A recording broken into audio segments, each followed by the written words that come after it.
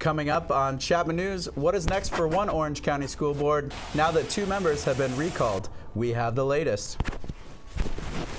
Also, Irvine City Council members speak out about protests that have disrupted their meetings, with demonstrators demanding the local lawmakers take a stand on the Israel-Hamas war. And former Chapman law professor John Eastman is one step closer to being barred from practicing law in California. That story plus your weather and sports just ahead.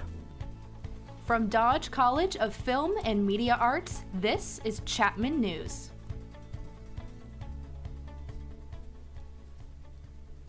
Good afternoon and welcome to this week's edition of Chapman News. I'm Kevin Barr. And I'm Kyle Carr. The Israel-Hamas war continues to spark protests across the country.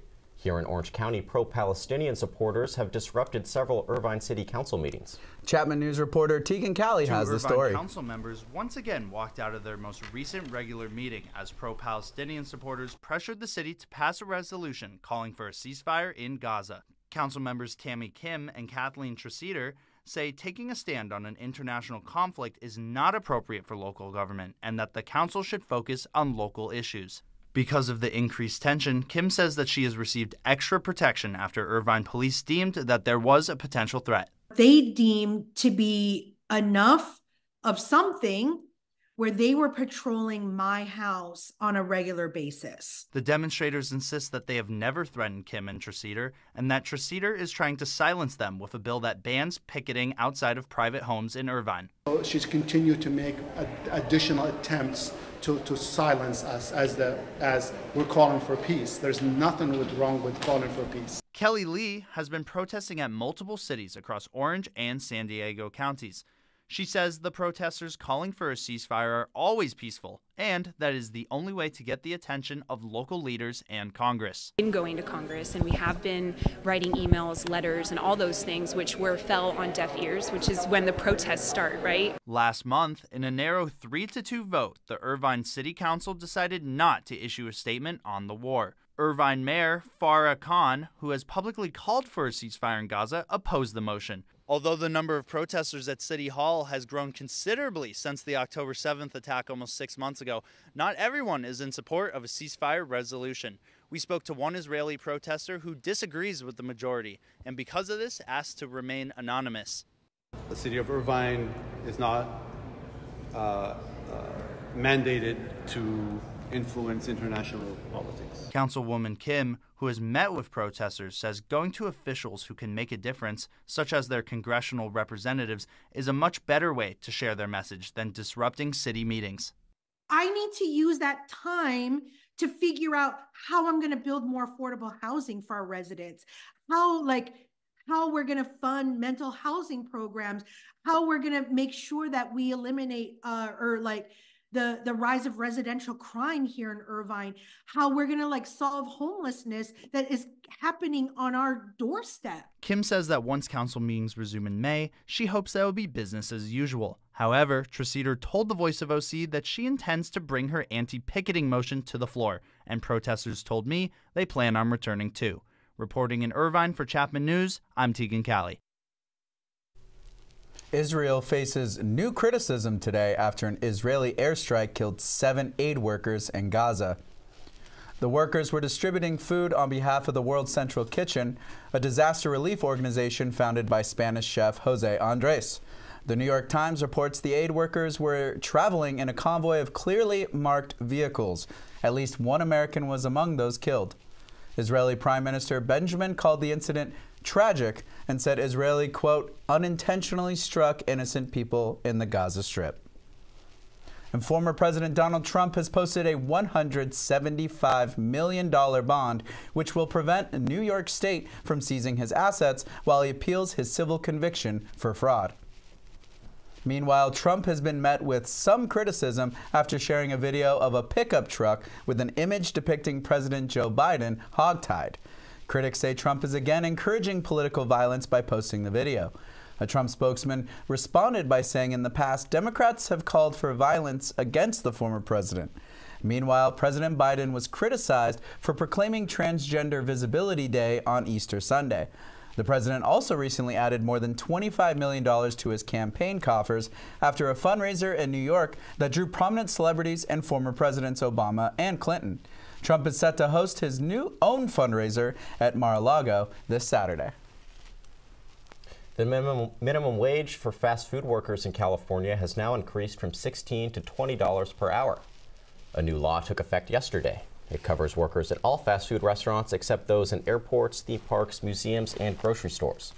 While the higher hourly wage is good news for fast food employees, it has drawn criticism from those who say prices will now increase for consumers. Major chains including Starbucks, Jack in the Box, and McDonald's say they are planning on raising prices following the wage increase. The overall California minimum wage remains $16 an hour. It has been almost 5 months since a fire destroyed a huge hangar at the former Tustin Air Base, and the cleanup is still not finished. The historic hangar was empty at the time of the fire. It housed blimps during World War II. It was built almost entirely of wood and was 17 stories high. The fire that destroyed the hangar broke out on November 7th of last year and was not officially cleared until 24 days later. The fire released harmful chemicals, including asbestos, into the surrounding area. In the days after the fire, nearby schools were closed and homeowners were told not to open their windows. Chapman University professor Nathania O lives in the area. She says the situation was made even more confusing because of a lack of communication from the local government. It felt a bit unnerving to begin with because it felt like the city wasn't doing anything. It felt like, especially in the immediacy of the fire, the schools were still open. There was not a lot of communication going on. The Navy has yet to clean up large debris left at the site, and the Tustin City Council says more funding is needed from the Navy and the state. The Navy committed $11 million for the cleanup, but the city says the cost has already topped $50 million. And despite some community opposition, Huntington Beach City Council is looking into privatizing management of the city library. More than 100 people spoke at a city council meeting last month, with most opposing the idea. The council voted 4-3 to move forward with the proposal and begin taking bids. Longtime Huntington Beach resident and Orange County librarian Lindsay Click believes the proposal will take away the charm of local city libraries. And an individual touch that makes it really a community hub and a community gem will be lost. It'll be more like, like a Barnes & Noble.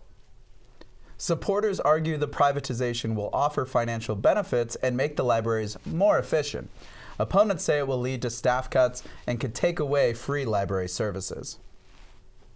The Orange County District Attorney has a message for shoplifters and others who might steal, and he's making his message very public. DA Todd Spitzer's office has sponsored several billboards that can now be seen on major freeways coming into Orange County. They read, quote, "Crime doesn't pay in Orange County. If you steal, we prosecute." The slogan is also on bumper stickers and bus signs. The Orange County Register reports Spitzer's office spent $150,000 on the billboards. Prosecutors say they are in response to a series of so-called smash and grab robberies throughout Southern California. We now know the campaign to recall 2 members of the Orange Unified School Board was successful. The Orange County Registrar recently confirmed that voters in last month's election approved the removal of Madison Minor and Rick Ledesma. The remaining board members will now decide whether to temporarily appoint 2 new members or hold a special election. OUSD Recall, the group which led the efforts to remove Minor and Ledesma, told the OC Register, quote, "It is evident that voters of Orange Unified have agreed with the OUSD Recall campaign regarding the need to end the chaos and corruption that this board majority has inflicted on students, staff, and community these last 14 months. The group launched the recall effort because of a special board meeting held in January 2023 in which the school superintendent was fired without explanation. The last month, Minor told Chapman News she believes parents have the right to advocate for their children's education. Chapman News reached out to Minor for comment after the recall results were finalized, but received no response. Today is World Autism Awareness Day. Chapman News reporter Luis Avila is live in Santa Ana to tell us about the importance of early diagnosis and the resources one local organization provides. Luis? Thank you, Kevin and Kyle. The message of autism awareness is not just limited to today. In fact, April is Autism Awareness Month. Now, according to the CDC, 1 in 36 children in the U.S. have autism, so it's crucial to identify the signs early. Organizations like Regional Center of Orange County, just behind me, provide services and support not just for those with autism, but for their families and caregivers. Take a look. There's a saying out there, if you met one person with autism, you've met one person with autism. Director of Community Services at RCOC, Arturo Cazares, is referring to the fact autism is a developmental disability that presents itself differently in everyone who is living with it. Autism impacts how people interact with others, communicate, learn, and behave, and is measured on a spectrum.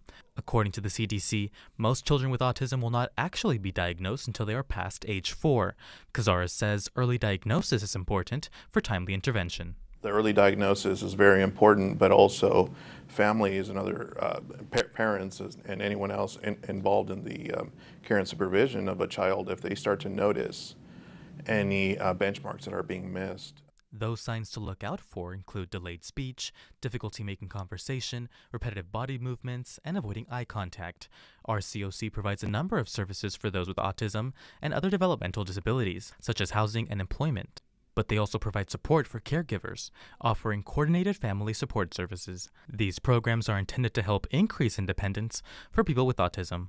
Having independent lives, working in the same places as people without disabilities, so living those inclusive lives. Inclusivity, which can only be reached through acceptance, and Cazares says that goes far beyond awareness. Through acceptance, we want to make sure that we include people with autism as well as other developmental disabilities in everything that we do. It's everyone's responsibility to make sure that we do understand and we do accept individuals with autism as well as other disabilities.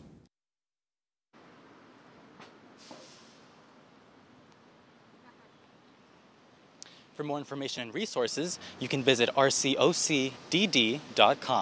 And don't forget to wear your blue today to show your support. Reporting live in Santa Ana, I'm Luis Avila for Chapman News. I'm Gavin Nguyen, and coming up, why some residents are upset about a new coffee house opening here in Old Town Orange. Stay tuned.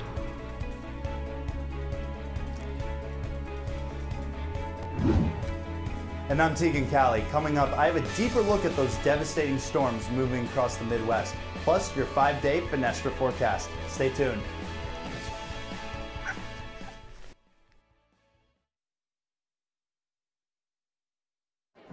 The black truck? Hey, Christina from accounting. Yeah, hi. Hey, I used to date a girl named Christina. Oh, really? Yeah, and then she dumped me for my best friend. You want to see some photos of them that I took? I don't. I thought we talked about this, buddy. Buzzed and overshared again? Yeah. Yeah. I'm gonna call a car.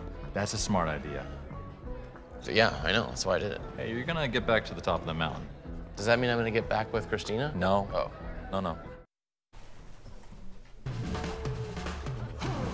When you adopt a shelter pet, you discover their unique mix of all kinds of traits. Where'd Wiley go? Where's Wiley? Ah, there she is. Paw? Do you remember being an ancient wolf? Do you ever feel the call of the wild? You're a renegade cop, and I'm a con woman with nothing to prove. But together, we could really solve this murder. They're a little bit of a lot of things.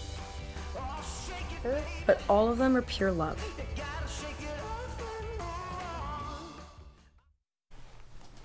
The California Supreme Court will soon decide if former Chapman law professor John Eastman can keep his law license. In the continued fallout from his role in former President Trump's attempts to remain in office after the 2020 election. A California state bar judge formally recommended disbarring Eastman last week. The bar summarized the decision by saying, quote, Eastman's wrongdoing constitutes exceptionally serious ethical violations warranting severe professional discipline. Eastman will be unable to practice law in California as he awaits the state's Supreme Court decision. Eastman has denied any wrongdoing. According to NPR, he claims that he was simply advocating for his client. His lawyers also say Eastman plans to appeal the bar's decision. A church's plan to open a coffee house here in the city of Orange have received some backlash from residents. Chapman News reporter Gavin Nguyen has the story. Cedar House OC is a unique ministry here in the city of Orange. Its founders, Pete and Patty Shambrook, hold weekly services at their own home every Friday night.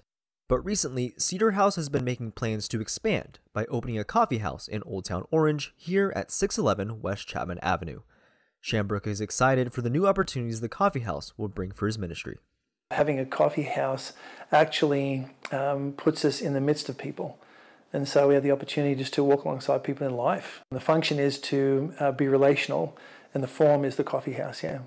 This is the spot behind me where Cedar House plans to open its new coffee shop, but not everyone is excited about it. If you follow me, neighbors are concerned about things like parking, as well as noise. Many of them live right here in this alleyway just behind the coffee house. These issues were brought up at a city council meeting. Residents who live near the property, like Scott Bolt, argued that the coffee house would not be a good fit for the neighborhood. My stance is that this level of occupancy will have a negative impact on the neighborhood. The residents' efforts to stop the coffee house were rejected, but Shambrook says he wants to be a good neighbor and responded to their concerns by offering several possible solutions, such as having customers park at a nearby train station rather than on the street. We talked with the neighbors afterwards and just let them know and just said, hey, we want to listen, we want to hear you. And if something comes up and it's reasonable, then yeah, let's talk about it. But we want to come into the neighborhood and be a blessing to the neighborhood. He says he's confident that the coffee house will soon be a welcome addition to the neighborhood. Shambrook expects to open sometime this summer. Reporting for Chapman News, I'm Gavin Owen.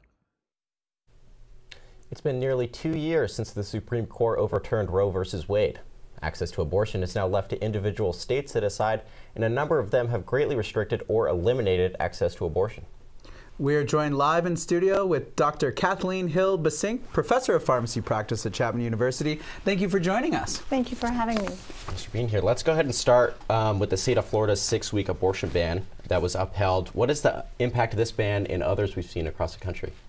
The impact of these bans is really to restrict bodily autonomy from women. It's also important because it puts women's health at danger, because there are many reasons why someone may need to have an abortion, and without the ability to have it, it puts lives in danger, and that's not a healthy thing for that country.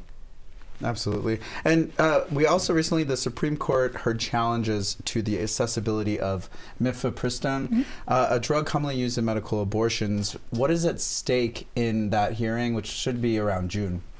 Well, the stake is whether or not this medication will be available across the country to women who need it, or people who are pregnant need it to end a pregnancy or to save a life because of a pregnancy complication.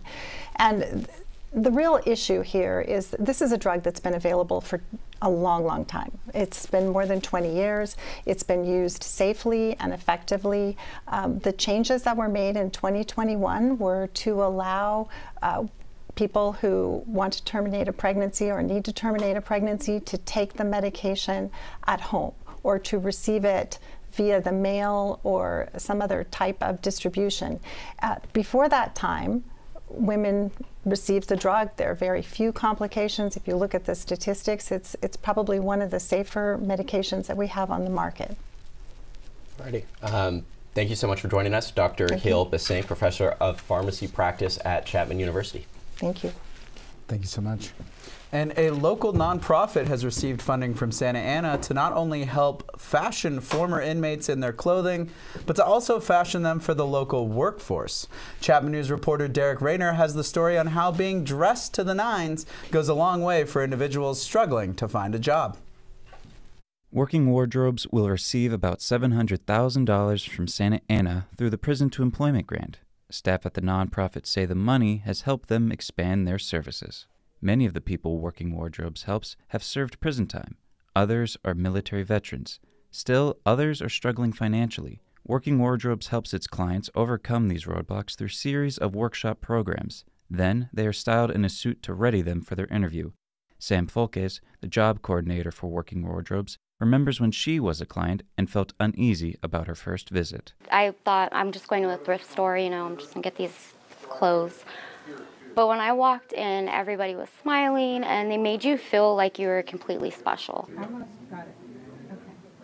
Working Wardrobes also reaches out to inmates. CEO Bonnie Pomish believes it's important to support those getting back on their feet and back into the community. So we are actually at probation meetings. We are in, different facilities providing workforce readiness skills and services so that upon exit, there is so much opportunity that's already been discovered that there is really some finishing touches.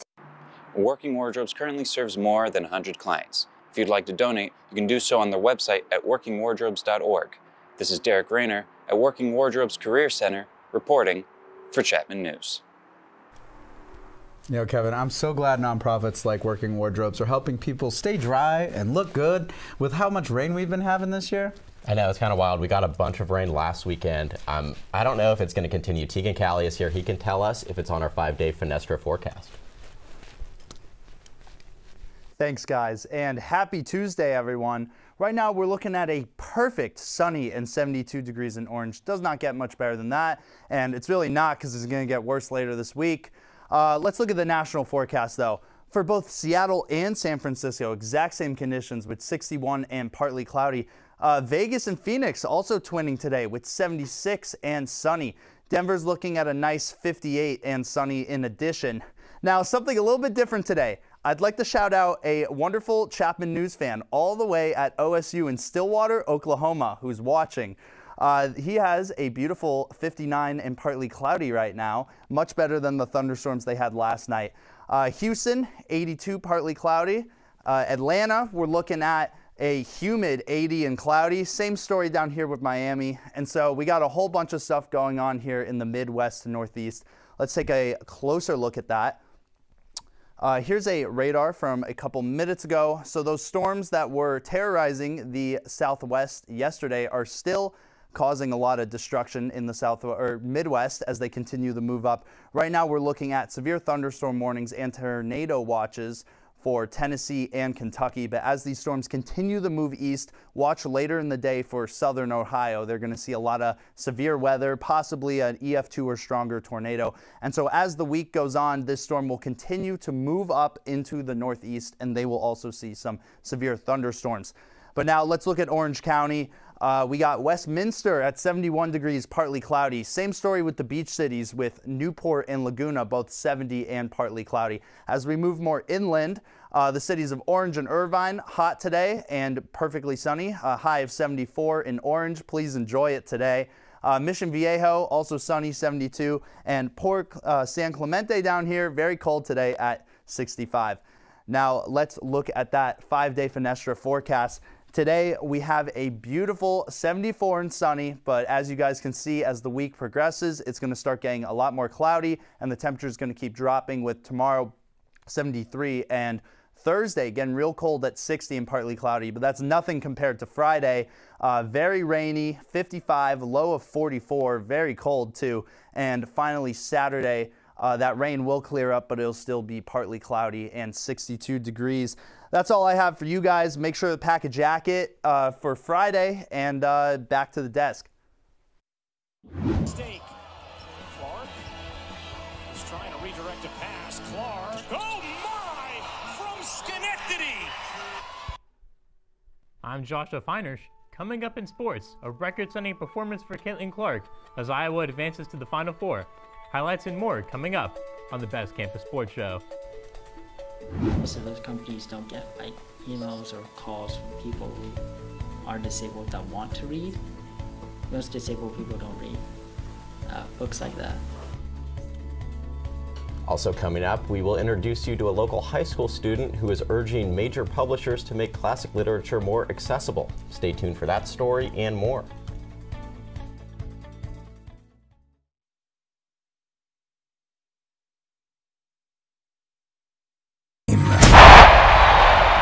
Adrenaline coursing through your body, and you are calling the shots.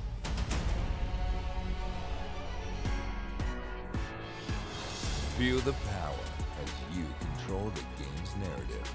From commentator to camera virtuoso, replay wizard to unyielding director. There is no better experience than being in the moment. Challenge your limits and embrace the electrifying rush that comes with the crowd's roar. You never know the epic plays you will capture and the masterpiece you could make. You could be an amateur learning on the fly or a pro wanting to expand your skills. You will always fit in. And what better place to broadcast your skills than in sports? Never knowing what is coming next and always coming across something new. Join the Chapman Sports Broadcasting Network and experience the thrill of life. I don't know about you, Kevin. I think I've gone mad from how much sports I've watched, especially with what happened in the women's game at March Madness. It has been fire. April doesn't look to cool down. I know that Iowa-LSU game last night was kind of incredible. Caitlin Clark, 40 or 42 points? I don't remember. Joshua Feinhersh is here, though, for the Best Campus Sports Show. He can let us know. Thank you, Kyle and Kevin. I'm Joshua Feinhersh, and welcome to the Best Campus Sports Show. Chapman's track and field team competed at the Oxy Distance Carnival and the Spring Break Classic in Los Angeles. Runner Mason Farah set a school record in the 400-meter dash. He is our Athlete of the Week. Farah also earned SIAC Track Athlete of the Week honors, and he ran a 47.76 in the 400-meter dash at the early spring season meet. In addition to setting a school record, it was also the fastest time in Division III thus far this season. Farah also placed 6th in the 100-meter dash with a time of 10.98. Farah says for him, success is all about the grind and effort. Hard work. I don't think it's any more complicated than that. It just requires, getting good sleep, eating well, coming to practice, and just be ready to kill it every single day. And some days you don't, but you just got to keep at it regardless. The team will be competing this Saturday in the Triton Invitational in La Jolla. The Iowa Hawkeyes look to cap off Caitlin Clark's stellar career with the national championship. Iowa beat the LSU Tigers 94-87 to advance to the Final Four. Angel Reese had 17 points and 20 rebounds for LSU. She suffered a lower leg injury, but she was able to keep playing. Caitlin Clark set a women's NCAA tournament record with 41 points and 9 made threes. Iowa will play against UConn on Friday at 6 p.m. in the Final Four. The Angels continue their East Coast road trip with a 3-game series against the Miami Marlins. The Angels beat the Marlins 7-4. Angels star outfielder Mike Trout hit 2 home runs.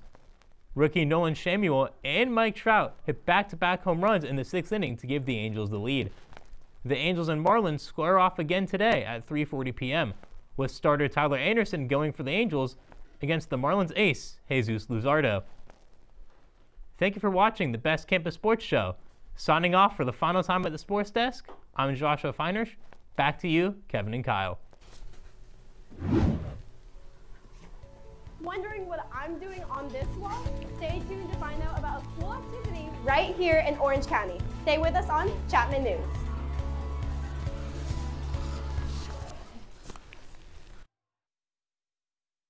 When I was your age, I was just like you, fascinated by stars.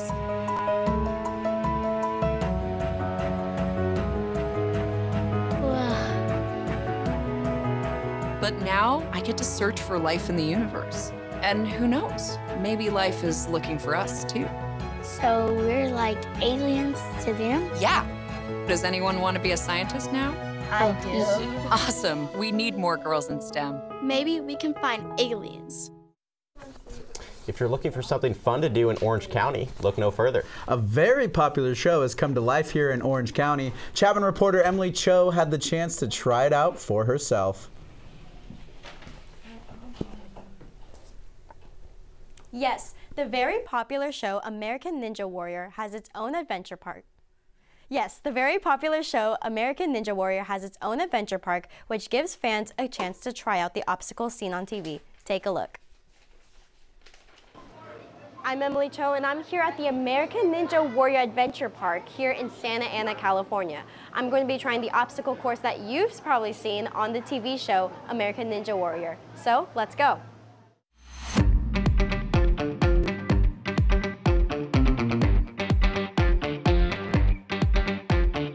I'm Scott. I'm the general manager of this location. Right now it's the only one in the United States, which is really cool. We're getting ready to open in Denver, and there'll be 2 more in Orange County here by the end of summer, and then take over the world after that. We partner with NBC Universal, which is cool because they can actually sell the gear, wear the gear. When we opened up, there's a safety briefing that you watch when you start that stars Jesse Graff. We built a park that mimics the show in obstacles that are a lot like what you see on the show that regular humans can do. Like half of our park is a huge inflatable obstacle course.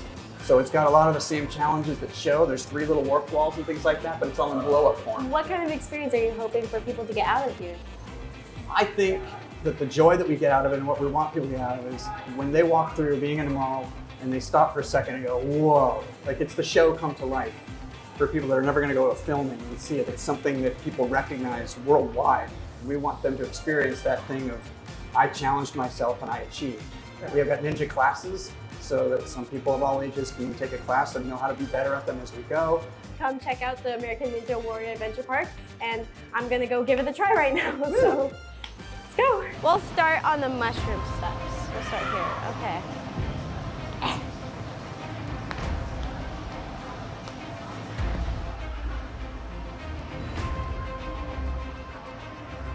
Nope. Oh. Oh no! Oh my god!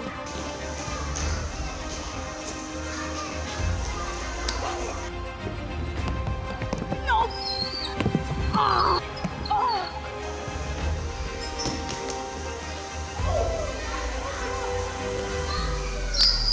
I'm really sweaty, I'm out of breath, have really bad cramps, but I love trying out all of the fun obstacles here. There's a variety from easy all the way to difficult, depending on your difficulty level. And I highly recommend that you come check it out at Main Place Mall in Santa Ana. So thank you guys so much for tuning in, and I'm gonna send it back to the studio. I've gotta say, this was a great experience, and I'll definitely be back to take on those challenges again. Think you have what it takes to be an American Ninja Warrior? To learn more, go to AmericanNinjaWarriorAdventurePark.com. I'm Emily Cho, now back to you at the desk. Thank you, Emily. An Orange County high school student wants to make classic literature more accessible to those with vision disabilities. 18-year-old Henry Hill is blind and uses a Braille device. He loves reading the classics, but finds many novels are not available in digital Braille versions. Henry, a junior at University High School, has contacted some large publishing companies to try and change that. Most of those companies don't get like emails or calls from people who are disabled that want to read. Most disabled people don't read books like that. And usually the books I get, they're like, I mean, you gotta be really committed to read a lot of them. For his efforts to help others with disabilities, Henry received the Elfie Award. Based off the musical Wicked, the award recognizes those who, quote, in spite of hardship or societal expectation, enact change for good. Henry is currently compiling an archive of literary works on his Braille device, which he hopes he can share with others in the future. That's it for this edition of Chapman News. I'm Kevin Barr. Be sure to follow us on Instagram at Chapman News and on YouTube at chapmannews.tv. I'm Kyle Carr. Thanks for watching. We hope you join us again next Tuesday for more Chapman News.